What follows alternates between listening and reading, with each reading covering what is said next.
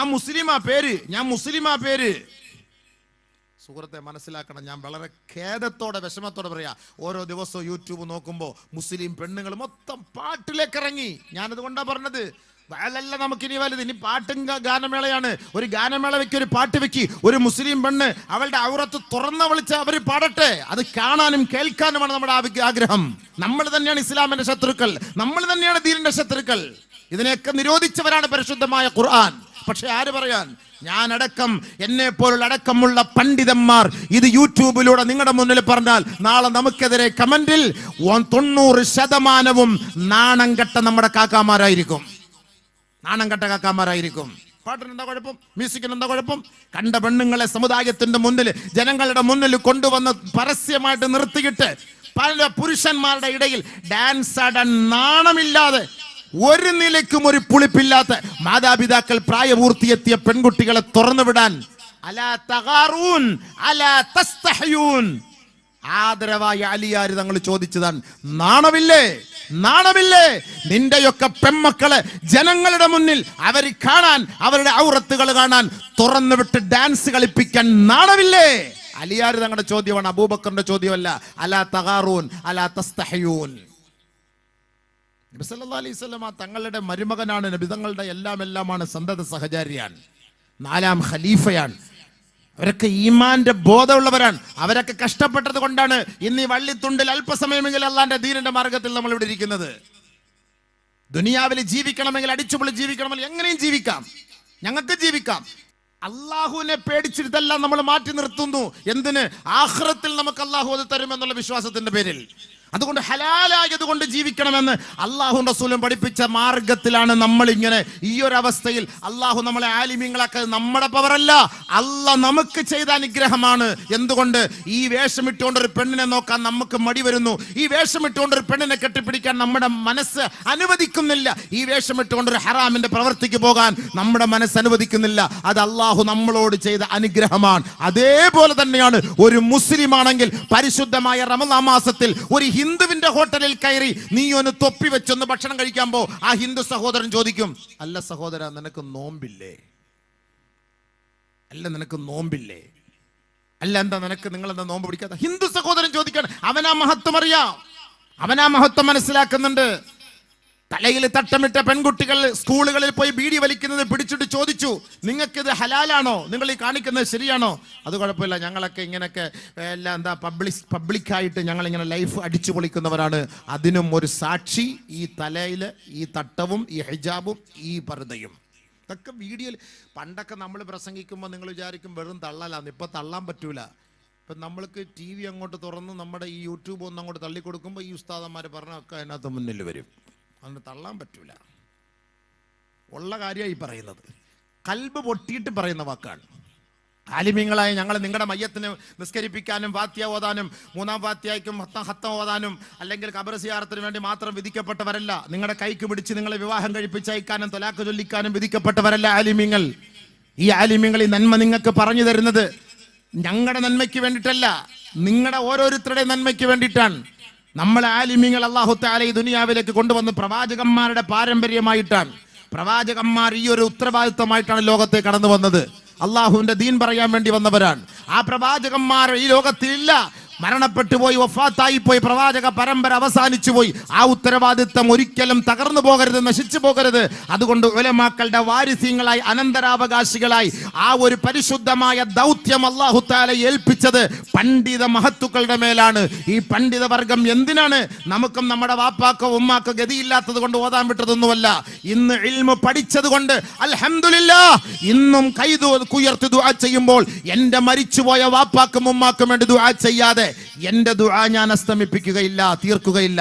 അവിടെയും എന്റെ വാപ്പ, എന്നെ പഠിപ്പിച്ച എന്റെ ഉമ്മ, നിങ്ങളുടെ ഖബറിനെ അല്ലാഹു ശാന്തി സമാധാനം കൊണ്ട് നിറയ്ക്കട്ടെ എന്ന് ഒരു ദിവസത്തിൽ 5 പ്രാവശ്യം ഏറ്റവും കുറഞ്ഞത് ദുആ ചെയ്യാതെ ഈ വിനീതനോ അല്ലെങ്കിൽ എന്റെ അടുത്തിരിക്കുന്ന ഉസ്താദന്മാരോ ഈ ഇരിക്കുന്ന ആലിമീങ്ങളോ മാതാപിതാക്കൾക്ക് ദുആ ചെയ്യാതെ അവരുടെ ദുആ അവസാനിപ്പിക്കില്ല. കാരണം എന്താ?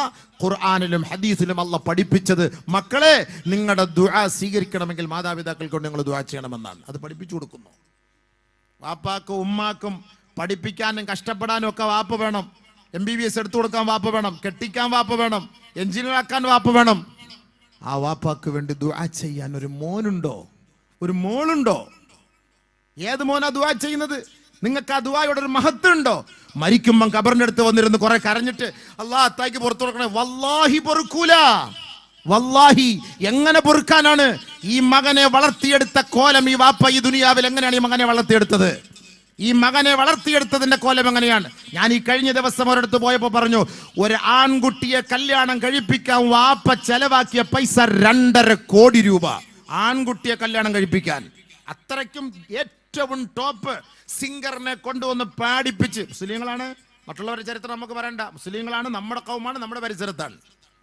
2.5 കോടി രൂപയുടെ 5 ദിവസത്തെ കല്യാണം ഒരു ആൺകുട്ടിയെ കെട്ടിച്ച്, ആൺകുട്ടിയെ കൊണ്ട് പെണ്ണ് കെട്ടിക്കാൻ. തൊട്ട് പരിസരങ്ങളിൽ പാവപ്പെട്ടവനും വാടക വീട്ടിൽ കിടക്കുന്നവനും തിന്നാനും കുടിക്കാനും ഒടുതുണിക്കും മറുതുണിയില്ലാത്തവനും കിടപ്പുണ്ട്.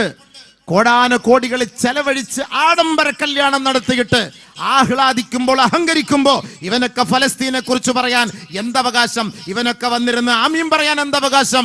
പള്ളിയിൽ ദുആ ചെയ്യുമ്പോൾ മുസ്ലിമീങ്ങൾക്ക് പൊറുക്കണയല്ല, ഫലസ്തീന്റെ മക്കൾക്ക് പൊറുക്കണയല്ല എന്ന് പറയുമ്പോൾ ഇവനൊക്കെ ആമീൻ പറയുന്നത് കൊണ്ടാണ് അല്ലാഹു തആല ഈ ദുആ സ്വീകരിക്കാത്തത്. എനിക്കിപ്പോ മനസ്സിലാവുന്നു. എന്ത് പുണ്യ സമുദായത്തിന് ദീനിന്റെ കാര്യം പറഞ്ഞ് അവന്റെ വീട്ടിൽ പോയാൽ ഒരു 500 രൂപ എടുത്തു കൊടുക്കും. 500 രൂപ 2.5 കോടി പാട്ടുകാരന് വേണ്ടി അവൻ ചെലവാക്കും, ഗാനമേളയ്ക്ക് വേണ്ടി ചെലവാക്കും. അള്ളാഹുവിന്റെ ദീനിന് വേണ്ടി ചോദിച്ചാൽ 500 ഉലുവ എടുത്തു വെച്ച് കൊടുക്കും. വേണമെങ്കിൽ ഞാൻ കൊണ്ടുപോയിക്കോ എന്ന് പറയും. അപ്പൊ അതിന്റെ അർത്ഥം എന്താ? എനിക്കിതിലൊന്നും വലിയ വിശ്വാസമില്ല, വേണമെങ്കിൽ നിങ്ങൾ കൊണ്ടുപോയി, ഇല്ലെങ്കിൽ അവിടെ വെച്ചിട്ട് പോയി പറയുന്ന വാക്കാ. 100 JCB ഉള്ള ഒരാളോട് ദീനിന്റെ ആവശ്യമായിട്ട് ഈ വിനീതനടക്കം പോയി. 100 JCB വല്ലാഹി 500 രൂപ എടുത്തു വെച്ചെന്നു. 500 രൂപ എടുത്തു വെച്ചെന്നു. ഞങ്ങൾ പറഞ്ഞു, അയാളെ വിഷമം പറയാ, ഒന്നുമില്ല, ഭയങ്കര ബുദ്ധിമുട്ട് പറയുമ്പോൾ ഞങ്ങൾ പറഞ്ഞു, 1 മാസത്തേക്ക് നിങ്ങളുടെ ഭക്ഷണമായിട്ട് ഞാൻ ഇൻഷാ അല്ലാഹ് വരാമെന്ന് പറഞ്ഞ് നമ്മൾ അപ്പോഴേ മാസല പറഞ്ഞ് ഇറങ്ങിപ്പോയി. തന്നത് വാങ്ങേണ്ട കാര്യമില്ലല്ലോ. ഓരോരുത്തർ അർഹതപ്പെട്ടവരുടെ നമ്മൾ അർഹതയുള്ളത് തന്നെ വാങ്ങാനാണ് പോകുന്നത്. ഈ ഓശാനിച്ചുള്ളത് വാങ്ങാനല്ല. 500 ആവശ്യമില്ല, 5000 കൊടുക്കണം. നമുക്കറിയാമല്ലോ. 100 JCB കേരളത്തിൽ കിടന്നുകൊണ്ടാണ്. അറിയാലോ JCBയുടെ പൈസ എത്ര കിട്ടും നിങ്ങൾക്ക്? എൻ്റെ പൊന്നു സഹോദര, അപ്പം ഇതിൻ്റെയൊക്കെ അർത്ഥം എന്താ? ആഖിറത്തിൽ നമുക്ക് വിശ്വാസമില്ല. വല്ലാഹി ഞാൻ മനസ്സിലാക്കിയത് അങ്ങനെയാണ്. നമുക്ക് വിശ്വാസമൊന്നുമില്ല ആഖിറത്തിൽ. ഈ പാടാൻ പോകുന്ന പെണ്ണുങ്ങൾക്കും ഈ വാപ്പ ഉമ്മ ഒക്കെ ഇവരെ കൊണ്ട് റിയാലിറ്റി ഷോയ്ക്കൊക്കെ വിട്ടിങ്ങനെ പാടിച്ച് അവർ പറയുന്ന വേഷവും ധരിച്ചിട്ട് നെഞ്ചും കാണിച്ചിട്ട് കഴുത്തും കാണിച്ചിട്ട് കുണ്ടിയും കാണിച്ചിട്ട് ഇങ്ങനെ കിടന്നിങ്ങനെ പാടി തുള്ളി ചാടുമ്പം ബാക്കിയുള്ളവനൊക്കെ ഇരുന്നിങ്ങനെ രസിക്കുമ്പം വാപ്പാക്കും ഉമ്മാക്കും ഭയങ്കര സന്തോഷമാണ്. പറുതായി വിട്ട് ഈ തലയിൽ ഈ സാമാനം ഇട്ടിട്ട് ഇങ്ങനെ സന്തോഷിക്കുന്ന രംഗം, ഇത് നമ്മളെ കൊണ്ടൊന്നും ഇത് അംഗീകരിക്കാൻ പറ്റൂല. ഖുർആനെതിരാണ്, ഹദീസിനെതിരാണ്. ആലിമീങ്ങൾ പറയേണ്ട നമ്മുടെ ബാധ്യത. നിങ്ങൾ സ്വീകരിച്ചാലും നിങ്ങൾ ചീത്ത വിളിച്ചാലും നമുക്കൊരു പ്രശ്നവും ഇല്ല. മരിക്കണമെന്ന് ആഗ്രഹമുണ്ടോ? ആഗ്രഹമില്ല. മരിച്ചു കഴിഞ്ഞാൽ ജീവിതമുണ്ടെന്ന് ആഗ്രഹിക്കുന്നവരാണോ, വിശ്വസിക്കുന്നവരാണോ? വല്ലാഹി ഞാൻ ഈ പറയുന്നത് കേട്ടേ മതിയാവും. എല്ലാ ദിവസവും 17 പ്രാവശ്യം അല്ലാഹുവിനോട് നമ്മൾ ചോദിക്കുകയാണ്, ഇഹ്ദിന സിറാത്തൽ മുസ്തഖീം. അല്ലാഹ് ഹിദായത്ത് ഞങ്ങൾക്ക് കാണിച്ചു തരണമേ റബ്ബേ. സിറാത്തുൽ മുസ്തഖീമിലേക്ക് ഞങ്ങളെ നീ എത്തിക്കണമേ റബ്ബേ.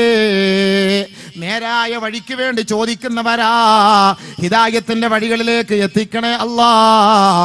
എല്ലാ ദിവസവും 17 പ്രാവശ്യം ഒളുവെടുത്തിട്ട് പടച്ച റബ്ബിന്റെ മുന്നിൽ കൈകെട്ടി നിന്നിട്ടാണ് നമ്മൾ ചോദിക്കുന്നതെങ്കിൽ ഓർക്കണേ, ആ ഹിദായത്ത് എന്ന് പറയുന്നത് എന്താണെന്നറിയോ? എല്ലാ ദിവസവും ചോദിക്കുന്ന വാക്കാണ്. 17 പ്രാവശ്യം ചോദിക്കുമെന്നാണ് ഹിദായത്ത്. അല്ലാഹ് ഹിദായത്ത് താൻ. സുബഹിക്ക് ഖുനൂത്ത് ഓതുമ്പോൾ ആദ്യമായി പറയുന്നത് അല്ലാഹുമ്മ ഹ്ദിനാ ഫീമൻ ഹദൈത്. അല്ലാഹുവേ, നീ ആർക്കൊക്കെയാണോ ഹിദായത്ത് വാഗ്ദാനം ചെയ്തത്, ആരെയൊക്കെയാണോ ഹിദായത്തിന്റെ വഴിയിലൂടെ സഞ്ചരിപ്പിച്ചത്, ആ വഴിയിലൂടെ എന്നെയും നീ സഞ്ചരിപ്പിക്കണമേ അല്ലാ. രാവിലെ ഹിദായത്തിന് വേണ്ടിയല്ലേ അല്ലാഹുവിനോട് നമ്മൾ ചോദിക്കുന്നത്. കൈകെട്ടിയാല് പരിശുദ്ധമായ സൂറത്തുൽ ഫാത്തിഹ നമ്മൾ ഓതുന്നത് അത് ദുആയാണ് കേട്ടോ. അതിന്റെ ഇജാബത്താണ്. ബാക്കിയുള്ള 113 സൂറത്തുകൾ പരിശുദ്ധമായ സൂറത്തുൽ ഫാത്തിഹ സുആല് ചോദ്യമാണ് കേട്ടോ. ബാക്കിയുള്ള 113 അധ്യായങ്ങൾ അതിന്റെ ജവാബാണ് കേട്ടോ. കാര്യങ്ങൾ തിരിയാതെ മനസ്സിലാക്കാതെ നിങ്ങൾ പോയി നമസ്കരിച്ചിട്ട് കാര്യമില്ല മുസ്ലിം സഹോദര. നാളെ മരിച്ചു പോകേണ്ടവരാണ് നമ്മൾ. ഖബറിലേക്ക് നമ്മുടെ മയ്യത്ത് വെറുതെ ജനങ്ങൾ കുളിപ്പിച്ച് മൂക്കിൽ പഞ്ഞി വെച്ച് കുറച്ച് അത്ര പൂശിയിട്ട് കൊണ്ടിട്ടിട്ട് മുസ്ലിയാർ അതിന്റെ അടുക്കെ വന്നിരുന്നൊരു യാസീനോദി ഇതുകൊണ്ട് നീ രക്ഷപ്പെടുമെന്നുള്ള ആ ഒരു ധാരണ നിനക്ക് തെറ്റാ. അങ്ങനെ നീ രക്ഷപ്പെടാൻ കഴിയുമെങ്കിൽ നമുക്കിന്ന് നമസ്കാരത്തിന്റെയോ ഈ വഅദ് നസീഹത്തിന്റെയോ ഈ സദഖാത്തുകളുടെയോ ആവശ്യമില്ല. ആ ഖബറിന്റെ മയ്യത്ത് ആ ഖബറിന്റെ ഉള്ളിലേക്ക് വെച്ച് 7 ചുവട്ടടി നീ ഇങ്ങോട്ട് മാറുമ്പോഴേക്കും 2 പേര് കടന്നു വന്നിട്ട് നിന്നെ വിളിച്ചുണർത്തുകയാണ് കേട്ടോ. അന്ന് വരെ അടഞ്ഞു കിടന്ന നിന്റെ കണ്ണ് തുറക്കുകയാണ്. ശ്വാസം വീണ്ടും അല്ലാഹു നൽകുകയാ, എഴുന്നേൽപ്പിച്ചിരുത്തുകയാ. ആദ്യമായി ചോദിക്കുന്നു, നിന്റെ റബ്ബ് ആരാണടോ? പറ, മറുപടി പറയണം. വിടൂല അല്ലാഹ്. മുസ്ലിമാണോ? വിടൂല പടച്ചവൻ. പടച്ചവൻ വിടൂല. നമ്മളെ ചോദിച്ചോളിയും, മനസ്സിലായിക്കോളിയും. വെറുതെ അല്ല. അതൊന്നും വെച്ചിട്ടൊന്നും വലിയ കാര്യമൊന്നുമില്ല. വേണമെങ്കിൽ ഇത് പഠിച്ച് മനസ്സിലായിക്കോളിയും. ഇതൊക്കെ വെറുതെ വേസ്റ്റ്. എല്ലാ എണ്ണം പഠിച്ചു പോയിക്കൊണ്ടിരിക്കണം മൊത്തം. പടച്ചവൻ കാത്തിരക്ഷിക്കട്ടെ, പടച്ചവൻ കാത്തിരക്ഷിക്കട്ടെ, പടച്ചവൻ കാത്തിരക്ഷിക്കട്ടെ. എല്ലാ എണ്ണം പോയിക്കൊണ്ടിരിക്കുക. ഇഷ്ടം പോലെ മുസ്ലിം പെൺകുട്ടികൾ മൊത്തം പാട്ട്, കൂത്ത്, അതുമായി ബന്ധപ്പെട്ട് ഡാൻസ്. കല്യാണ വീടുകളിലൊക്കെ എന്താ, ഉസ്താദ് വന്ന് നിക്കാഹ് നടത്തി കൊടുക്കുന്നു. അല്ലാഹു ബാറക്, അല്ലാഹു അയ്യോ സൗജാൻ അയ്യത്തുഹു സൗജാൻ ബാറക്കല്ലാഹു ലക്കുമ. ഉസ്താദ് അടിവയറ്റിന്ന് ദുആ ചെയ്തു തുടങ്ങുന്നത്. അടിവയറ്റിന്ന് ഇങ്ങനെ ദുആ കണ്ട ചൊല്ലക്കം കണ്ടു കഴിഞ്ഞാൽ ഇതെല്ലാം കൊണ്ട് അങ്ങോട്ട് കഴിഞ്ഞ് അപ്പുറത്തോട്ട് പോയിട്ട് മുസ്ലിയാരെല്ലാം പോയോ? എല്ലാവരും പോയോ? ഉസ്താദ് ഇരുന്ന കസേരയെ മാറ്റി, വെണ്ണുന്ന കസേരയെ മാറ്റി, എല്ലാവരും അതിനകത്ത് അടുത്ത പരിപാടിയായി. പുത്തിരി കത്തിക്കലായി, വെടി പൊട്ടിക്കലായി, പാവകട പൊക്കലായി, അവിടെ പിടിക്കലായി, ഇവിടെ പിടിക്കലായി. എൻ്റെ പേര് നിക്കാഹ. നടക്ക് ശരിയല്ലേ? നിങ്ങൾ എന്നെ ചീത്ത വിളിച്ചോളൂ, ഞാൻ കേട്ടോളാം. ഞാൻ കേട്ടോണ്ടിരിക്കുന്ന ആളെന്നും എനിക്കിതൊക്കെ പറഞ്ഞേ പറ്റുള്ളൂ അബീവേ. എനിക്കിതെല്ലാം കാണുമ്പോൾ എന്തോ ഒരു ഈ പ്രസംഗത്തോട് തന്നെ താല്പര്യമില്ലാതായി. വല്ലാഹി സത്യം, താല്പര്യമില്ലാതായി. എന്തിനു പ്രസംഗിക്കുന്നു? 30 വർഷമായി ഞാൻ പ്രസംഗിക്കാൻ തുടങ്ങിയിട്ട്. 30 വർഷമായി. ഈ 30 വർഷം കൊണ്ട് പ്രസംഗിക്കുന്നു. പ്രസംഗത്തിനെല്ലാം ആൾ കൂടുന്നു, എല്ലാം സംഭവം ശരി തന്നെ. ഇത് വീണ്ടും ഇത് കാണുമ്പോൾ നമുക്ക് സഹിക്കാൻ കഴിയുന്നില്ല. നമ്മളൊക്കെ ഇവർക്ക് വേണ്ടി ദുആ ചെയ്യല്ലേ? നിക്കാഹിന്റെ സദസ്സിൽ അല്ലാഹുവേ നീ അവർക്ക് 2 പേർക്ക് ഐശ്വര്യം കൊടുക്കണേ, ബർക്കത്ത് ചെയ്യണേ. ആ വാപ്പാക്കും ഉമ്മാക്കും ബർക്കത്ത് ചെയ്യണേ. ആ ഭാര്യയും ഭർത്താവിനും ബർക്കത്ത് ചെയ്യണേ. ആ നവവധുവിനും വരണം നീ ബർക്കത്ത് ചെയ്യണേ. ഈ വാപ്പാക്കും ഉമ്മാക്കും താല്പര്യമില്ലല്ലോ ഈ മക്കളെ ഇങ്ങനെ പഠിപ്പിക്കുന്നത്. വാപ്പാക്കും ഉമ്മാക്കെങ്കിലും താല്പര്യം വേണ്ടേ? മക്കളെ ഇതൊന്നും ശരിയല്ല, ഇതൊന്നും വേണ്ട. ഇസ്ലാമികപരമായിട്ട് നിക്കാഹ് നിങ്ങൾ നടത്തണേ, അള്ളാഹ്ക്ക് പൊരുത്തമുള്ളത് നടത്തണേ. അതിന്റെ അർത്ഥം എന്താ? അല്ലാഹ് ഇല്ല. പലസ്തീനിലെ യുദ്ധം നടന്നപ്പോ തിരുവനന്തപുരം ജില്ലയിലെ ഒരു വലിയ പള്ളിയിൽ നിന്നൊരു സഹോദരൻ ചോദിച്ചാണ്, ഉസ്താദേ അല്ലാഹു ഇസ്രായേലികളോടൊപ്പമാണ് ഉസ്താദേ, നമ്മളോടൊപ്പം ഇല്ല ഉസ്താദേ. എന്റെ നേരിട്ട് കേട്ട വാക്കാൻ വെറുതെ പറയല്ല. അല്ലാഹു മുസ്ലിങ്ങളോടല്ല ഉസ്താദേ. ഞാനൊരു തിരുവനന്തപുരം ജില്ല വലിയൊരു പള്ളിയിൽ ജോലി ചെയ്തു. അവിടെ ഒരു സഹോദരൻ പടച്ചവൻ ഇല്ല ഉസ്താദേ. എന്റെ മുഖത്ത് നോക്കി പറഞ്ഞാണ് കാരണം അയാളുടെ ദുആ സ്വീകരിക്കുന്നില്ല. മുഴുക്കൂടിയനാ, എങ്ങനെ ദുആ സ്വീകരിക്കും? നിങ്ങൾ പറയും. പച്ചക്കറി കച്ചവടം ചെയ്ത് തോറ്റ് തൊപ്പിയടിച്ച് ഭയങ്കര പ്രശ്നങ്ങളാണ്. കടങ്ങളാണ്, രക്ഷയില്ല. എന്നോട് പറയാണ്, ഉസ്താദെ അല്ലാഹ് ഇല്ല, പടച്ചോനൊന്നുമില്ല, മുസ്ലിമാണ്. അള്ളാഹു കാത്തിരക്ഷിക്കട്ടെ. ഇങ്ങനെയുള്ള വാക്കല്ലേ നമ്മുടെ വാക്ക്. നമ്മൾ ദുആ ചെയ്തിട്ട് സ്വീകരിക്കുന്നില്ല. നമ്മൾ പറഞ്ഞ വാക്കെന്താ? എത്ര മുസ്ലിങ്ങൾ പറയുന്നറിയോ? ചുമ്മാടെ ഇവിടെ ദുആ ചെയ്തു, ഈ ദുആയ്ക്ക് വല്ല ഇജാബത്തുണ്ടോ? ആ ദുആ 1000 രൂപ കൊടുക്കുമ്പോൾ ഉസ്താദ് ദുആ ചെയ്യും, അത് വലിയ ഗുണമൊന്നുമില്ല. ഞാനതുകൊണ്ട് ദുആ എന്താന്ന് പറഞ്ഞുതരാൻ കേട്ടോളി. നമുക്ക് ഇതിനോടൊന്നും വലിയ വിശ്വാസമൊന്നുമില്ല. നമുക്കിതിനോട് വിശ്വാസമില്ല അബീബേ. അതതിൻ്റെ അർത്ഥം എന്താണ് ദുആ? നമ്മൾ അള്ളാഹുവിനോട് 17 പ്രാവശ്യം ചോദിക്കുന്ന ചോദ്യത്തിന് മറുപടി എവിടെയാണ്? ഇഹ്ദിനസ് സിറാത്തൽ മുസ്തഖീം, ഇഹ്ദിനസ് സിറാത്തൽ മുസ്തഖീം, ഇഹ്ദിനസ് സിറാത്തൽ മുസ്തഖീം. നമസ്കാരം എന്ന് പറയുന്നത് ദുആയാണ് കേട്ടോ. ഒരു മയ്യത്തിന് വേണ്ടി നമസ്കരിപ്പിക്കുന്ന നമസ്കാരത്തിന്റെ പേര് അത് ദുആയാണ്, അദ്ദേഹത്തിന് വേണ്ടിയുള്ള ശഫാഅത്താ. എങ്കിൽ ബഹുമാനമുള്ളവരെ, ദുആ എന്ന് പറയുന്നത് 2 രീതിയിലാണ്. ഒന്ന് ദുആഉൽ ഇബാദ, 2 ദുആഉൽ മസ്അല. ഒരാളെ ഇബാദത്ത് ചെയ്യുന്നതിലൂടെ അദ്ദേഹത്തിന്റെ ആഗ്രഹങ്ങൾ അള്ളാഹു സഫലമാക്കി കൊടുക്കുമത്രേ. ലിസാനുൽ ഹാൽ എന്നാണ് പറയപ്പെടുക. ഒരാൾ സാലിഹായ അമൽ ചെയ്തുകൊണ്ടിരിക്കെ അവന്റെ ആവശ്യങ്ങളെല്ലാം അള്ളാഹു ഓട്ടോമാറ്റിക്കായി പൂർത്തീകരിച്ചു കൊടുക്കും കേട്ടോ. അള്ളാഹു അങ്ങനെ പൂർത്തീകരിച്ചു തന്നില്ലായിരുന്നുവെങ്കിൽ ഇന്ന് നമുക്ക് ഈ ആരോഗ്യം എവിടെ നിന്നാ ലഭിച്ചത്? ഇന്ന് നമ്മൾ വയറ് നിറച്ച് ഭക്ഷണം കഴിക്കുന്നത് എവിടെ നിന്നാണ്? ഇന്ന് നമ്മുടെ ദാഹത്തിനുള്ള ശുദ്ധജലം എവിടെ നിന്നാ? അള്ളാഹു നമുക്ക് നൽകിയ മക്കൾ എവിടെ നിന്നാ? നമ്മളൊന്ന് ഉറങ്ങുന്ന ആ പാർപ്പിടം എവിടെ നിന്നാ? യാത്ര ചെയ്യുന്ന വാഹനം എവിടെ നിന്നാ? ഔറത്ത് മറയ്ക്കുന്ന വസ്ത്രങ്ങൾ നമുക്ക് എവിടെ നിന്നാണ്? ഈ ഇബാദത്ത് ചെയ്യുന്നത് വെറുതെയാണെന്ന് നിങ്ങൾ കരുതണ്ട കേട്ടോ.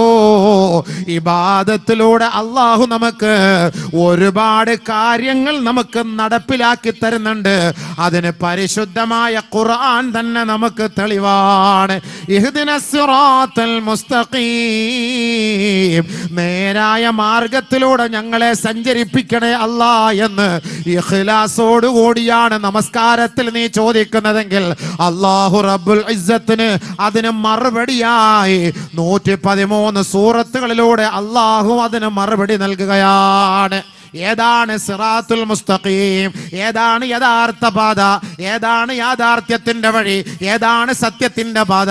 എ ഗ്രൂപ്പുകാരൻ പറയുന്നു ഞങ്ങളാണ് സത്യത്തിന്റെ വഴി, ബി ഗ്രൂപ്പുകാരൻ പറയുന്നു ഞങ്ങളാണ്, സി കാരൻ പറയുന്നു ഞങ്ങളാണ്, ഡി പറയുന്നു നിങ്ങളെല്ലാം പിഴച്ച് ഞങ്ങൾ മാത്രമാണ്. എന്റെ പൊന്നു സഹോദരാ, ഇതൊക്കെ എനിക്കും നിങ്ങൾക്കും മൈക്ക് കിട്ടിയാ പറയാം. പക്ഷേ ഇതൊക്കെ നിയന്ത്രിക്കുന്ന ജഗത്തിന്റെ ഉടമസ്ഥനായ അല്ലാഹ്, അവനല്ലാതെ മറ്റാർക്കും അതിന്റെ യാഥാർത്ഥ്യം അറിയില്ല. അതുകൊണ്ട് അവൻ ഒരു പ്രവാചകനിലൂടെ നമുക്ക് പഠിപ്പിച്ചു തന്നിട്ടുണ്ട്. സത്യത്തിന്റെ വഴി ഏതെന്ന് ആ പ്രവാചകന്റെ നാവിലൂടെ നിങ്ങൾക്ക് വെളിപ്പെടുത്തി തന്നിട്ടുണ്ടല്ലോ. ആ വഴികൾ നിങ്ങൾ അവലംബിക്കണേ. ആ പ്രവാചകന്റെ വഴി അവലംബിച്ച ഒരാൾ പിഴച്ചു പോവൂല, അത് ഞാൻ ഉറപ്പ് നൽകുന്നു എന്ന് അള്ളാഹു പോലും നമ്മളെ അറിയിച്ചിരിക്കെ ഇഹ്ദിനസ് സിറാത്തൽ മുസ്തഖീം, നേരായ മാർഗത്തിലൂടെ ഞങ്ങളെ നീ കൊണ്ടുപോണേ അല്ലാ എന്ന് ഒരു പ്രാവശ്യമല്ല, 2 പ്രാവശ്യമല്ല, ദിനേന 17 പ്രാവശ്യം അല്ലാഹയോടാണ് ചോദിക്കുന്നത്. അതിന് അല്ലാഹു നൽകുന്ന മറുപടി എന്തെന്നറിയോ?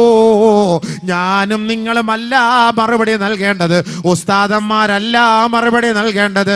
അല്ലാ നിന്നോട് ചോദിക്കുന്ന ചോദ്യത്തിന് നീ തന്നെ മറുപടി നൽകണേ അല്ലാ. ഒരുപാട് വഴികൾ ജനങ്ങൾ പറയുന്നു അതാണ് യഥാർത്ഥ വഴി, ഇതാണ് യഥാർത്ഥ വഴി. ഏതാണ് യഥാർത്ഥ വഴി എന്നറിയില്ല റബ്ബേ. എങ്കിലും നാദാ നിന്നോട് ഞങ്ങൾ ചോദിക്കുകയാണ്, നേരായ വഴികളിലൂടെ ഞങ്ങളെ നീ സഞ്ചരിപ്പിക്കണേ റബ്ബേ. അല്ല മറുപടി പറയട്ടെ, അല്ല മറുപടി പറയട്ടെ. നബി തങ്ങളുടെ നാവിലൂടെ നേരായ മാർഗത്തെ കുറിച്ച് അല്ലാഹു തന്നെ നമുക്ക് പഠിപ്പിച്ചു തരികയാണ്. ബുദ്ധിയുള്ളവരാണ് നമ്മൾ, അറിവുള്ളവരാണ് നമ്മൾ. അറിവ് കുറഞ്ഞു പോയോ? ആലിമീങ്ങളെ വിളിച്ചിരുത്തി വാളിന്റെ സദസ്സുണ്ടാക്കിയിട്ട് ഉസ്താദേ എന്താണ് ഹിദായത്തിന്റെ വഴി? നമ്മൾ അല്ലാഹുവിനോട് ചോദിക്കുന്ന നേരായ മാർഗം ഏതാ? അതൊന്ന് അറിയിച്ചു തരൂ. ആ വഴിയിലൂടെ സഞ്ചരിച്ച് മരിക്കാനാ, ഒന്ന് അറിയിച്ചു തരുവോ എന്ന് ആലിമീങ്ങളെ പോയി നിങ്ങൾ സമീപിച്ചിട്ട് ചോദിക്കണം. എന്നാലേ മനസ്സിലാക്കാൻ കഴിയുകയുള്ളൂ. ഗ്രൂപ്പ് കളിയല്ല ഇത്, ആഖിറത്തിന്റെ കളിയാണിത്. ചെറിയ കളിയല്ല ഇത്. മരിക്കുന്നത് വരെ നിന്റെ തോന്നിയവാസം നടക്കും. മരിച്ചു കഴിഞ്ഞാൽ നിന്റെ കോലം വേറെയാ, നിന്റെ രീതി വേറെയാ, നിന്റെ ശൈലി വേറെയാ, നിന്റെ സംഭവ വികാസങ്ങളൊക്കെ വേറെയാ. ഇന്ന് കണ്ടതുപോലുള്ള സൃഷ്ടികളെയല്ല 6 അടി മണ്ണ് മുതൽ നീ കാണാൻ പോകുന്നത്. അതുകൊണ്ട് ആ കബറിന്റെ ഉള്ളു മുതൽ മഹ്ശർ വരെ നിനക്ക് രക്ഷപ്പെടണോ? അതിനുള്ള വഴി അല്ല തന്നെ നീ ജീവിച്ചിരിക്കുമ്പോ നിന്നോട് പറഞ്ഞു തരുന്നുണ്ട്. ആ വഴി നീ അവലംബിച്ചാ നിനക്ക് കൊള്ളാം. അല്ലാഹ്ക്കോ റസൂലിനോ ഒരു കുറവും ഒരു പോറൽ പോലും ഏൽക്കാൻ പോകുന്നില്ല.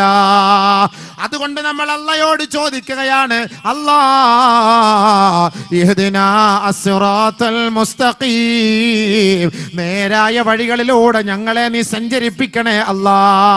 ഏതാണെന്നറിയോ? അല്ലാഹ് തന്നെ മറുപടി പറയുകയാണ്, അലിഫ് ലാം മീം ദാലികൽ കിതാബ് ലാ റൈബ ഫീഹി ഹുദൽ മുത്തഖീൻ. ഏതാണ് ഹിദായത്ത് എന്ന് നിങ്ങൾ ചോദിക്കുന്നില്ലേ? ആ ഹിദായത്തിന്റെ വഴി എവിടെയാണ്? അതിന്റെ റൂട്ട് മാപ്പ്, അതിന്റെ മാപ്പ് ഞാനിതാ ആ പരിശുദ്ധമായ ഖുർആനിൽ ഞാൻ ഇട്ടിട്ടുണ്ട് കേട്ടോ. അവിടെ നിന്ന് ഷെയർ ചെയ്യണേ. കാരണം അത് ഷെയർ ചെയ്യുന്നത് ആരാന്നറിയോ? അൽ മുത്തഖീൻ. ഈ പറയപ്പെടുന്നത് പോലെ ആട്ടും കൂത്തും പാട്ടും സംഗീതവുമായി നടക്കുന്നവൻ അവർക്കത് കാണാൻ പറ്റൂല, അവർക്കത് മനസ്സിലാക്കാൻ പറ്റൂല. കഞ്ചാവടിച്ച് വെള്ളമടിച്ച് പഞ്ചാരയടിച്ച് നടക്കുന്നവന് ഇതിന്റെ യാഥാർത്ഥ്യം മനസ്സിലാക്കാൻ പറ്റൂല. പലിശ തിന്നുകയും കൊടുക്കുകയും ലോട്ടറി കച്ചവടം നടത്തുകയും ചെയ്യുന്നവന് ഇതിന്റെ യാഥാർത്ഥ്യവും മാധുര്യവും മനസ്സിലാക്കാൻ പറ്റൂല. പിന്നെ മനസ്സിലാക്കാൻ പറ്റുന്നവരാരെന്നറിയോ? അൽ മുത്തഖീൻ. അത് മുത്തഖീങ്ങളാ, അത് മുത്തഖീങ്ങളാ, അത് മുത്തഖീങ്ങളാണ്. ആരാണ് മുത്തഖീങ്ങൾ? ആരാണ്? എങ്ങനെ നമുക്ക് മനസ്സിലാക്കാൻ കഴിയുമെന്നാണ് നമ്മുടെ അടുത്ത ചോദ്യം. അല്ലാ, നീ തന്നെ അതിന് മറുപടി പറയണേ. പടച്ചവൻ തന്നെ മറുപടി പറയുകയാ. അല്ലദീന, ആ മുത്തഖീങ്ങൾ ആരെന്നറിയോ? യുഅ്മിനൂന ബിൽ ഗൈബ് വയുഖീമൂന സ്വലാത്ത് വമിമ്മാ റസഖ്നാഹും യുൻഫിഖൂൻ. മൂന്ന് ക്വാളിറ്റി അല്ല പറയുകയാണ്. മുത്തഖീങ്ങളെ, നിങ്ങളുടെ മൂന്ന് ക്വാളിറ്റി അബൂബക്കർ അല്ല പറയുന്നത്, റസൂലുള്ള തങ്ങളല്ല പറയുന്നത്. ഏതൊരു റബ്ബിന് വേണ്ടിയാണോ നാം ജീവിക്കുന്നത്, മരിക്കുന്നത്, നമസ്കരിക്കുന്നത്, ആ റബ്ബ് തന്നെ പറയുകയാ. മുത്തഖീങ്ങളുടെ മൂന്ന് ക്വാളിറ്റി ഏതെന്നറിയോ? ഒന്ന്, ആഖിറത്തെ കുറിച്ച് അവർ വിശ്വസിക്കുന്നവരാണ്, അദൃശ്യത്തെ കുറിച്ച് വിശ്വസിക്കുന്നവരാണ്. പല ഫിലിം സ്റ്റാറുകൾ നമസ്കാരമുള്ളവരാണ്. ഒരുപക്ഷെ നിങ്ങൾ പറയും, അല്ലോ, അദ്ദേഹം 5 നേരം നമസ്കരിക്കുന്ന ഒരു ഫിലിം സ്റ്റാർ ആണ്, ഒരു സിനിമാ നടനാണ്. പറഞ്ഞിട്ട് കാര്യമില്ല. ആ നമസ്കാരക്കാരനായ സിനിമാ നടനോട് പോയിട്ട് ചില മീഡിയക്കാർ ചോദിക്കുകയാണ്, നിങ്ങൾ നമസ്കരിച്ചിട്ട് പരലോകത്തിൽ നിങ്ങൾക്ക് വിശ്വാസമുണ്ടോ? അദ്ദേഹം പറയുന്നു, ഇല്ല, ഇല്ല, പരലോകത്തിൽ എനിക്ക് തീരെ വിശ്വാസമില്ല. പോയില്ലേ? നമസ്കരിക്കുന്നത് എന്തിനാ? സദഖ ചെയ്യുന്നത് എന്തിനാ? ഖുർആൻ ഓതുന്നത് എന്തിനാ? ഒന്നാമത്തെ ക്വാളിറ്റി മുസ്ലിമേ, നീ മുസ്ലിമാണെന്നുള്ളതിന്റെ ക്വാളിറ്റി അല്ലദീന യുഅ്മിനൂന ബിൽ ഗൈബ്, അദൃശ്യ ലോകത്തെ കുറിച്ചുള്ള വിശ്വാസം നിന്റെ ഖൽബിൽ വേണം കേട്ടോ. ഒന്ന്, നമ്പർ 1. ഉണ്ടോ? ഉണ്ടോ? ഉണ്ടോ? മാഫി ആർക്കും ഇല്ല. മയ്യത്ത് കാട്ടി പോയിട്ട് വാള് പറഞ്ഞ പോലെ ആയിപ്പോയി. ഞാൻ മയ്യത്തുകാർക്ക് പോയി സലാം പറഞ്ഞതുപോലെ ആയിപ്പോയി. അസ്സലാമു അലൈക്കും ദാറ ഖൗമിൻ മുഅ്മിനീൻ എന്ന മയ്യത്തുങ്കര പള്ളിയുടെ ഫ്രണ്ടിൽ പോയിരുന്ന് പറഞ്ഞ ആരെല്ലാം മടക്കുന്ന കേൾക്കാൻ പറ്റുമോ? പറ്റുമോ? ഇല്ല. ഇതിപ്പോ മയ്യത്ത് കാട്ടി പോയിട്ട് ഞാൻ വാള് പറഞ്ഞ പോലെ ആയിപ്പോയി. ആഖിറത്തിൽ വിശ്വാസം ഉണ്ടോ ചോദിച്ചാൽ മറുപടി പറയാ ബീവേ.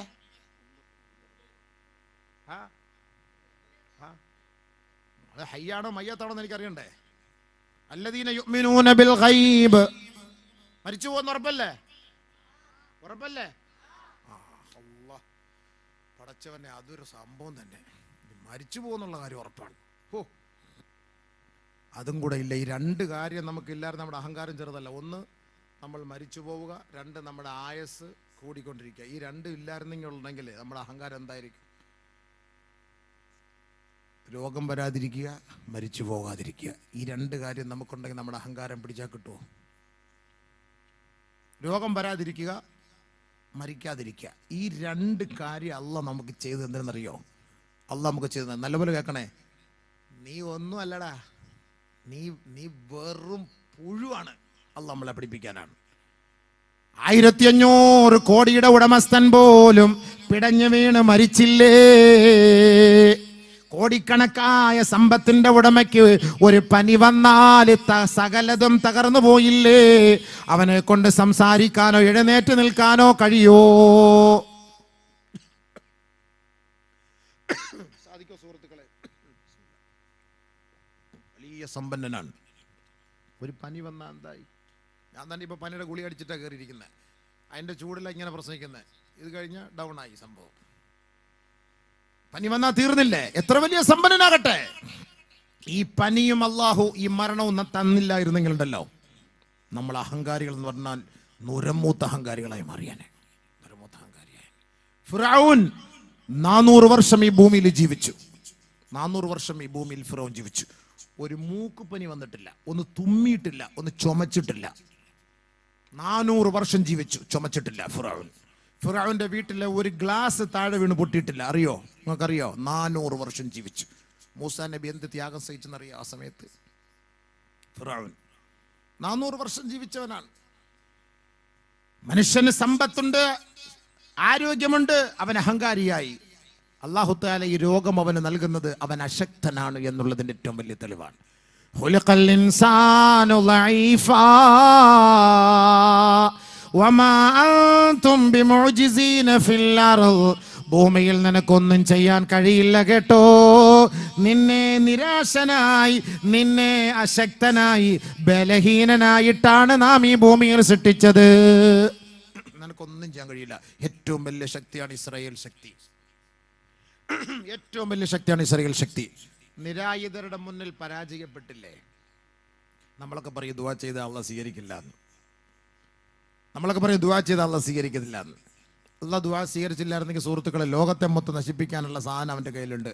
എത്ര നാൾ കൊണ്ട് അവിടെ മൊത്തം തകർക്കുകയാണ്. എന്നിട്ട് എന്ത് സംഭവിച്ചു? അവൻ തന്നെ പരാജയപ്പെട്ടില്ലേ? ഇപ്പൊ അവിടുത്തെ പ്രധാനമന്ത്രി ഇപ്പൊ തന്നെ പറയാ നിർത്താം, നമുക്ക് നിർത്തിയേക്കാം, ആഖിർ ദഅ്വാന പറയാം, മതി എന്നായി. ആ അവസ്ഥയിലേക്ക് എത്തിയില്ലേ? നമ്മൾ പറയും ദുആ സ്വീകരിക്കൂല. കാത്തിരിക്ക്. പെട്ടെന്ന് നിന്നങ്ങോട്ട് ചെയ്ത ദുആ നാളെ അങ്ങോട്ട് സ്വീകരിക്കൂല. ഇതൊക്കെ അള്ളാഹ് നമ്മളെ പരീക്ഷിക്കും. നമ്മൾ ഈ കൊടുക്കുന്ന 1000 രൂപ നിങ്ങൾ കൊടുത്താൽ, ഇത് കൊടുത്താൽ എനിക്ക് ഗുണം കിട്ടുമോ എന്ന വിശ്വാസം നിനക്കുണ്ടോ എന്ന് ആദ്യം അള്ളാഹ് നോക്കുന്നത്. ഞാനിവിടെ മൈക്കിന്റെ മുന്നിലൂടെ വിളിച്ചു പറയുമ്പോൾ നിങ്ങൾ ആവേശത്തോടെ 1000 പറയും, 2000 പറയും, 3000 പറയും. ഒരു ദുആ കിട്ടാനാണ്.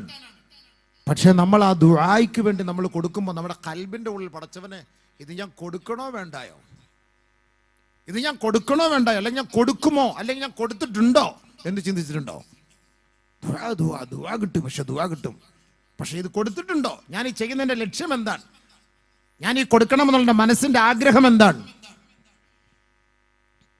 ഏത് കാര്യത്തിന് നിയത്ത് വേണം ഹബീബേ? നിയത്തില്ലാതെ ഒന്നും അല്ലാഹു നമ്മുടെ കാര്യങ്ങൾ നടത്തി തരൂല. നിയത്ത് നല്ലതെങ്കിലൊക്കെ ചെയ്യടോ, തൗഫീഖ് പിന്നിൽ നിന്ന് തള്ളിത്തരുമടോ. ഉണ്ടോ? തൗഫീഖ് വേണോ? നമ്മുടെ നിയത്ത് നന്നായിരിക്കണം.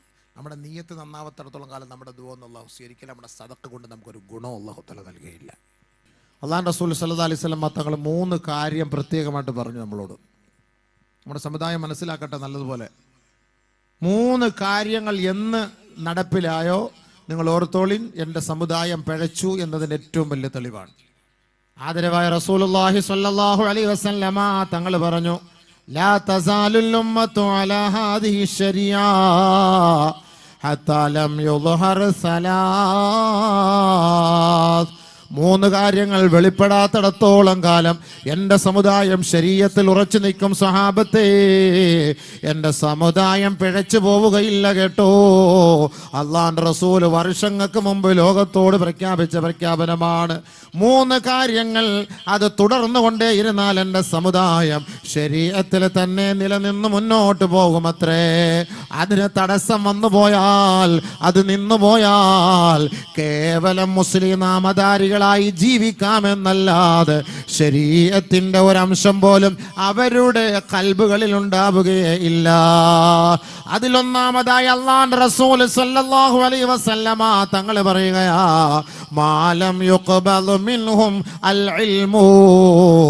ഇൽമുകൾ എന്നാണോ പഠിപ്പിക്കപ്പെടാത്തത്, ഇൽമുകൾ എന്നാണോ ചർച്ച ചെയ്യപ്പെടാത്തത്, മദ്രസകൾ എന്നാണോ പൂട്ടപ്പെടുന്നത്, വഅലിന്റെ സദസ്സുകൾ എന്നാണോ നിരോധിക്കപ്പെടുന്നത്, ആ കാലഘട്ടത്തിൽ എൻ്റെ സമുദായം ശരീഅത്തിൽ നിന്ന് വ്യതിചലിച്ചു പോകും. സഹാബ, ലോകത്തിന്റെ നേതാവ് മുത്ത് മുഹമ്മദ് മുസ്തഫ സല്ലല്ലാഹു അലൈഹി വസല്ലം തങ്ങൾ അള്ളാഹുവിന്റെ റസൂല് 3 കാര്യം പറഞ്ഞ കൂട്ടത്തിൽ ഒന്നാമതായി പറഞ്ഞതാണ് മാലം യുഖ്ബൽ മിൻഹും അൽ ഇൽമു. ഇൽമു പിടിക്കപ്പെടാത്തിടത്തോളം കാലം എൻ്റെ സമുദായം അഹ്ലുസ് സുന്നത്തി വൽ ജമാഅത്ത് ശരീഅത്തിലായിരിക്കും. ഇൽമു എന്ന് നഷ്ടപ്പെട്ടു പോകുന്നു, എൻ്റെ ഉമ്മത്ത് പിഴച്ചത് തന്നെ. നബിയുടെ വാക്കാണ്. അള്ളാഹുവിന്റെ റസൂലിനെ വിശ്വാസം ഉണ്ടെങ്കിൽ നിങ്ങൾ സ്വീകരിച്ചോളി. നമ്മളൊക്കെ മുസ്ലിമീങ്ങളാണ്. പക്ഷെ എന്ത് മുസ്ലിമാ നമുക്ക് തന്നെ മനസ്സിലാവുന്നില്ല. മുസ്ലിമീങ്ങളുടെ ഈമാൻ എല്ലാം തകർന്നുകൊണ്ടിരിക്കുന്ന പ്രവർത്തികളാണ് ഇപ്പോൾ നമ്മൾ കണ്ടുകൊണ്ടിരിക്കുന്നത് പല ഭാഗങ്ങളിൽ നിന്നും. അള്ളാഹു നമ്മളെ കാത്തുരക്ഷിക്കട്ടെ. നബി സല്ലല്ലാഹു അലൈഹി വസല്ലം നമ്മളോടൊരു കാര്യം പറഞ്ഞിട്ടുണ്ട്. സുഹൃത്തുക്കളെ, ഒരു കാലഘട്ടം വരും, അന്ന് ഈ ഈമാൻ, ഈ ദീൻ എന്ന് പറയുന്നത് കൈവെള്ളയിൽ തീക്കട്ട വെച്ചതുപോലെയാണ്. കൈക്കുള്ളിൽ തീക്കട്ട വെച്ച് അതിനെ മുറുകെ പിടിക്കുന്നവനെ പോലെയാണ്. ആ തീക്കനൽ മുറുകെ പിടിച്ചവൻ രക്ഷപ്പെട്ടു.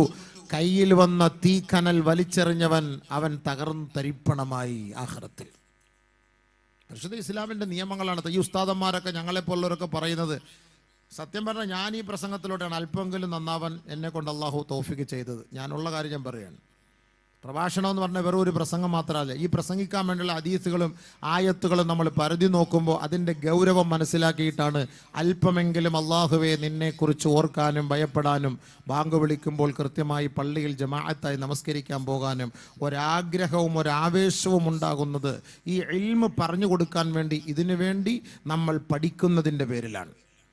അല്ല വെറുതെ ഇങ്ങനെ പ്രസംഗിച്ച് പോകുന്ന ഒരു ശൈലിയല്ല. അത് മനസ്സിലാക്കണം. നമ്മൾ എത്ര പ്രസംഗിച്ചാലും എത്ര പാടിയാലും തീരാത്ത പാട്ടാണ് പരിശുദ്ധമായ ഇസ്ലാമിൻ്റെ നിയമങ്ങൾ. എത്ര നമ്മളിപ്പോൾ എന്താ ഇപ്പോൾ കൂടിപ്പോയ ഖബർ, മഹ്ശർ, മരണം, ഇതൊക്കെ ചെറിയ ചെറിയ കാര്യങ്ങളെ നമ്മളിവിടെ ചെയ്യാറുള്ളൂ. ഇതൊന്നുമല്ല ദീന്. 23 വർഷ കാലയളവിൽ ആദരവായ റസൂലുള്ളാഹി സ്വല്ലല്ലാഹു അലൈഹി വസല്ലം തങ്ങൾ നമുക്ക് പഠിപ്പിച്ചെന്ന ദീൻ നമ്മൾ എത്ര പഠിച്ചു, നമ്മൾ എത്ര മനസ്സിലാക്കി? എനിക്കെല്ലാം എന്തോ വലിയ അറിവുള്ളത് പോലെയാണല്ലോ നമ്മുടെ നടത്തം. നമുക്ക് എന്തറിയാം സുഹൃത്തുക്കൾ? ഒരു മുസ്ലിമിനെ അപേക്ഷിച്ചിടത്തോളം രാവിലെ നമ്മൾ ഉറക്കിൽ നിന്ന് എഴുന്നേറ്റ് അവൻ രാത്രി ഉറങ്ങുന്നത് വരെ അവൻ ചെയ്യേണ്ട കർമ്മങ്ങൾ എന്താണ് ഇസ്ലാം പഠിപ്പിച്ചു തന്നിട്ടുണ്ട്. പക്ഷെ നമ്മൾ എന്താ ചെയ്യുന്നത്? അള്ളാഹ്ക്ക് വേണ്ടി നമ്മൾ എത്ര സമയം മെനക്കെട്ടു മാറ്റിവെച്ചു? നമ്മളൊന്ന് ചിന്തിച്ചു നോക്കി. നമ്മൾ മൊബൈൽ എടുത്തിട്ട് ആ മൊബൈലിന് വേണ്ടി മണിക്കൂറിൽ എത്ര ചെലവാക്കുന്നു? അള്ളാഹ്ക്ക് വേണ്ടി നമ്മൾ എത്ര സമയം ചെലവാക്കുന്നു? നാളെ മരിച്ചു പോകണ്ടേ? നാളെ ഹിസാബില്ലേ? വിചാരണയില്ലേ? ഉയർത്തെഴുത്തപ്പെടുമ്പോൾ അവിടെ നമ്മളോട് ചോദിക്കുമ്പോൾ ഇതിന് മറുപടി ആര് പറയും? ഇത് പറഞ്ഞു തന്നില്ല എങ്കിൽ നാളെ നിങ്ങളെല്ലാവരും നമുക്കെതിരെ കോടതിയിൽ കുറ്റം പറയും. പടച്ചവനെ, ഞങ്ങളോട് ഇതാരും ഇത് പറഞ്ഞു തന്നിട്ടില്ല അല്ലാ എന്ന് നിങ്ങൾ പറയും. ഇത് പറയാതിരിക്കാനാണ് അള്ളാഹു ഇന്ന് ഈ സോഷ്യൽ മീഡിയകളിലൂടെ ഈ വഅളുകളെ പ്രചരിപ്പിക്കുന്നത്. ഓർത്തോളിൻ, നാളെ റബ്ബിന്റെ കോടതിയിൽ ഒരാൾക്കും മറുപടി പറയാൻ പറ്റൂല. ഞാൻ വഅള് കേട്ടിട്ടില്ല എങ്കിലും വീട്ടിനകത്തിരിക്കുന്നവർ പോലും യൂട്യൂബിലൂടെ അള്ളാഹ് നീയുണ്ടെന്നും ആഖിറമുണ്ടെന്നും ഈ സമുദായത്തോട് തുറന്ന് പറഞ്ഞവരാണ് പണ്ഡിതർ. അതുകൊണ്ട് നാളെ ഇവരൊന്നും കേട്ടില്ല എന്ന് അള്ളാഹിന്റെ മുന്നിൽ പറയാനൊരു അവസരവുമില്ല. എല്ലാവരും കേട്ടുകഴിഞ്ഞു. സത്യമായ ദീൻ ഇസ്ലാമിൻ്റെ ദീനാണെന്ന് എല്ലാവർക്കും മനസ്സിലാവുകയും ചെയ്തു. പക്ഷെ അതിൽ നിന്ന് കുതറിപ്പോകാതിരിക്കാൻ ശ്രമിക്കും. അള്ളാഹു നമുക്ക് ചെയ്ത വലിയൊരു നിഅമത്താണ്. മാർക്കം ചെയ്തുകൊണ്ട് നീ മുസ്ലിമായി രക്ഷപ്പെടുമെന്ന് ആരും പ്രതീക്ഷിക്കണ്ട. മാർക്കം ചെയ്യലൊന്നും ഇസ്ലാമിൻ്റെ ശരീഅത്തിൻ്റെ അടയാളമല്ല. ഇസ്ലാമിലേക്ക് പ്രവേശിക്കുന്നതിൻ്റെ അടയാളമൊന്നുമല്ല അത്. നീ മാർക്കം ചെയ്തില്ല എങ്കിൽ നിനക്ക് മുസ്ലിമാകാം. ഷഹാദത്ത് കലിമ ചൊല്ലലാണ് ഏറ്റവും വലിയ കാര്യം. അത് മുറുകെ പിടിക്കലാണ്. ഞാൻ അള്ളാഹുൽ വിശ്വസിക്കുന്നു എന്ന് പറഞ്ഞത് കൊണ്ട് കാര്യമായില്ല. ഞാൻ മുസ്ലിം എന്ന് പറഞ്ഞതുകൊണ്ട് കാര്യമായില്ല. എന്താണ് ഇസ്ലാമിന്റെ ക്വാളിറ്റി? എന്താണ് അതിന്റെ നിബന്ധനകൾ? എന്താണ് അത് നീ പാലിക്കുന്നുണ്ടോ? അത് ഞാൻ മാർക്കം ചെയ്തവനാണ് പറഞ്ഞിട്ട് കാര്യമില്ല. അതൊന്നുമല്ല ക്വാളിറ്റി. ജൂതന്മാർ മാർക്കം ചെയ്തിട്ടുണ്ട്, നസ്രാണികൾ മാർക്കം ചെയ്തിട്ടുണ്ട്, മുശ്രിക്കീങ്ങൾ മാർക്കം ചെയ്തിട്ടുണ്ട്. അവരെയൊക്കെ നമുക്ക് മുസ്ലിമീങ്ങളായിട്ട് അംഗീകരിക്കാൻ പറ്റുമോ? ഇല്ല. ഞാനൊരു മുസ്ലിമാണെന്നുള്ളതിന്റെ ക്വാളിറ്റി എന്താണ്? നീ ഒരു ഹാഫിൾ ആണെങ്കിൽ അതിന്റെ അർത്ഥം എന്താ? 30 ജുസ് അവൻ കാണാപാടി പഠിച്ചിരിക്കണം, അവനാണ് ഹാഫിള്. ആലിമാണെങ്കിൽ എന്താ? 8 വർഷം ശരീഅത്തിനെ കുറിച്ച് പഠിച്ച് സനത് വാങ്ങിയിരിക്കണം, അവനാണ് ആലിമ്. MBBS കാരെന്ന് പറഞ്ഞാൽ 5 വർഷം അതിനെക്കുറിച്ച് അവൻ പഠിച്ചിരിക്കണം, പ്രാക്ടീസ് ചെയ്തിരിക്കണം. അതാണ് അവൻ MBBS, ഒരു ഡോക്ടർ എന്നൊക്കെ പറയുന്നത്. വെറുതെ നോക്കിയിട്ടുള്ള ഡോക്ടർ എന്നും എഞ്ചിനീയർ എന്നൊന്നും പറയാൻ നമ്മളെ കൊണ്ട് കഴിയില്ല. വേണമെങ്കിൽ പറയാം, പക്ഷെ ആ ക്വാളിറ്റിയും ആ പഠിത്തവും അവർക്കില്ല എങ്കിൽ ഒരിക്കലും അവർക്കത് യോജിക്കൂല. നമ്മൾ മുസ്ലിമാണോ? നമ്മുടെ ക്വാളിറ്റി എന്താണ്? എന്താ നമ്മുടെ ക്വാളിറ്റി? ലോക ചരിത്രത്തിൽ പരിശുദ്ധമായ ശരീഅത്ത് പോലെ, ഇസ്ലാം പോലെ ഒരാദർശം ലോകത്തിൽ അള്ളാഹ്ക്ക് ഇഷ്ടമല്ല. അതാദ്യം ചിന്തിച്ചോളീൻ. ഇതിനെ മാത്രമാണ് അള്ളാഹ് അംഗീകരിക്കുന്നത്. അതുകൊണ്ടാണ് നമുക്ക് ഈ തീച്ചൂള, അതുകൊണ്ടാണ് നമുക്ക് ഈ പീഡനങ്ങൾ, അതുകൊണ്ടാണ് നമ്മൾ ഈ വേദനകൾ സഹിച്ചും പരിശുദ്ധമായി ശരീഅത്തിനെ മുറുകെ പിടിച്ചിരിക്കുന്നത്. പക്ഷേ ആ ശരീഅത്ത് ഒരു തീ കനൽ പോലെയായിരിക്കുന്ന ഒരു കാലഘട്ടം എടുത്തുകൊണ്ടിരിക്കുകയാണ്. നമ്മൾ കയ്യിൽ നിന്നത് ചൂട് പേടിച്ച് വലിച്ചെറിഞ്ഞാൽ നാളെ നരകത്തിലായിരിക്കും നമ്മളുടെ താവളം. അള്ളാഹു നമ്മളെ കാത്തുരക്ഷിക്കുമാറാകട്ടെ. അള്ളാഹു നമ്മളെ കാത്തുരക്ഷിക്കുമാറാകട്ടെ. അതുകൊണ്ട് ബഹുമാനമുള്ള സഹോദരങ്ങളെ, ഈ വഅ്ള് നസീഹത്ത് എന്ന് പറയുന്നത് എന്തിനാണെന്ന് എൻ്റെ സമുദായം ആദ്യം ഒന്ന് മനസ്സിലാക്കണം. 3 കാര്യങ്ങളെ കുറിച്ച് ഞാൻ പറഞ്ഞു. ഈ 3ഉം എനിക്ക് തോന്നുന്നു ഇന്ന് ഈ കാലഘട്ടത്തിൽ അത് യോജിച്ചിരിക്കുന്ന ഒരു കാലഘട്ടമാണ്. രണ്ടാമത് നബി തങ്ങൾ പറഞ്ഞു വക്സുറു വലദുൽ ഖനസ്, ജാരസന്താനങ്ങൾ അധികരിക്കുന്ന ഒരു കാലം വരുമെന്ന്. ജാരസന്താനങ്ങൾ അധികരിക്കുന്ന ഒരു കാലമുണ്ടാകും സഹാബത്തെ. ഇന്ന് ജാരസന്തതികൾ അധികരിച്ചു കൊണ്ടിരിക്കുക. അമ്മത്തൊട്ടിൽ എന്തിനാണ്? തിരുവനന്തപുരത്ത് അമ്മത്തൊട്ടിൽ എന്തിനാണ്? ജാരസന്താനങ്ങൾ. ഈ അടുത്ത സമയത്ത് തന്നെ നമ്മൾ 2 ദിവസം പത്രത്തിൽ കണ്ടതാണ്. ഒരു ചോരക്കുഞ്ഞിനെ സ്വന്തം മാതാവ് കുഴിച്ചുമൂടി. എന്തിനാണത്? ജാരസന്തതികൾ അധികരിക്കുന്നു. അസലിയായ സന്താനമാണെങ്കിൽ കുഴിച്ചുമൂടേണ്ട ആവശ്യമില്ലല്ലോ. എന്തിനാണ് കുഴിച്ചുമൂടുന്നത്? എന്തിനാണ് അമ്മത്തൊട്ടികൾ അധികരിക്കുന്നത്? ബഹുമാനമുള്ള സഹോദരങ്ങളെ, ജാരസന്താദികൾ അധികരിക്കും. അള്ളാഹുവിന്റെ റസൂൽ പറഞ്ഞത് യാഥാർത്ഥ്യമാകാതെ ലോകം അസ്തമിക്കുകയില്ല. ഓർത്തോളിങ്. ഇന്ന് എന്തെല്ലാം യുദ്ധം നടക്കട്ടെ, എന്തെല്ലാം പ്രശ്നം നടക്കട്ടെ, നബി തങ്ങൾ പറയാത്തത് എന്തെങ്കിലും ലോകത്ത് നടന്നിട്ടുണ്ടോ? അന്ന് 3G ഇല്ല, 4G ഇല്ല, 5G ഇല്ല, ഇന്റർനെറ്റ് ഇല്ല, സാറ്റലൈറ്റ് ഇല്ല. ആ കാലഘട്ടത്തിൽ 1400 വർഷങ്ങൾക്ക് മുമ്പ് ഹബീബായ റസൂലുള്ളാഹി തങ്ങൾ നമ്മളോട് പ്രവചിച്ച പ്രവചനങ്ങളാണ് 21ാം നൂറ്റാണ്ടിൽ ഈ വർത്തമാന കാലഘട്ടത്തിൽ ഞാനും നിങ്ങളും അനുഭവിച്ചു കൊണ്ടിരിക്കുന്നത്, ഇനി അനുഭവിക്കാൻ പോകുന്നത്. അള്ളാഹുവിന്റെ റസൂൽ പറയാത്ത ഒരു കാര്യവും ഇന്നിവിടെ നടക്കുന്നില്ല. ഓർത്തോളി. അതിൽ വെച്ച് മനസ്സിലാക്കിക്കോ, സദഖ റസൂലുള്ളാഹ്, അള്ളാഹുവിന്റെ റസൂൽ പറഞ്ഞത് യാഥാർത്ഥ്യമാണെന്ന് മനസ്സിലാക്കിക്കോളി. നമ്മൾ കളിയിലും ചിരിയിലും തമാശയിലുമാണ്. നമുക്ക് ഈ ദീനെന്ന് കേട്ടാൽ വലിയ കാര്യമൊന്നുമില്ല. നമുക്ക് സോഷ്യൽ മീഡിയയിൽ പേര് കിട്ടണം, കൂടുതൽ ലൈക്ക് കിട്ടണം, കൂടുതൽ ഷെയർ കിട്ടണം, അതിലൂടെ പണം കിട്ടണം. ഇതൊക്കെ തന്നെയാണ് നമ്മൾ ആഗ്രഹിക്കുന്നത്. ഇതൊന്നും അള്ളാഹു ആഗ്രഹിക്കാത്ത കാര്യങ്ങളാണ്. ഇവിടെ ദുനിയാവിൽ നീ ഗമയും പ്രതാപവും പ്രൗഢിയും അന്തസ്സും ആഗ്രഹിക്കുന്നുണ്ടോ? ആഖിറത്തിൽ നിനക്കിത് നഷ്ടമാകും എന്നതിന്റെ ഏറ്റവും വലിയ തെളിവാണത്. അദ്ദുനിയ ദാറുമല്ല ദാറലഹു വമാലു മല്ല മാലലഹു. ദുനിയാവെന്ന് പറയുന്നത് ആഖിറത്തിൽ വീടില്ലാത്തവന്റെ വീടാണ്. ആഖിറത്തിൽ സമ്പത്തില്ലാത്തവന്റെ സമ്പത്താണ് ദുനിയാവ് എന്ന് പരിശുദ്ധ പ്രവാചകൻ നമ്മളെ പഠിപ്പിക്കുമ്പോൾ അള്ളാഹുവിന്റെ റസൂൽ ശരീഅത്ത് എന്തെന്ന് നമുക്ക് നല്ലപോലെ പഠിപ്പിച്ചെന്നിട്ടാണ് ഇന്ന് മദീനയുടെ തിരുമുറ്റത്ത് കിടന്ന് ഉറങ്ങുന്നത്. ഓർത്തോളി.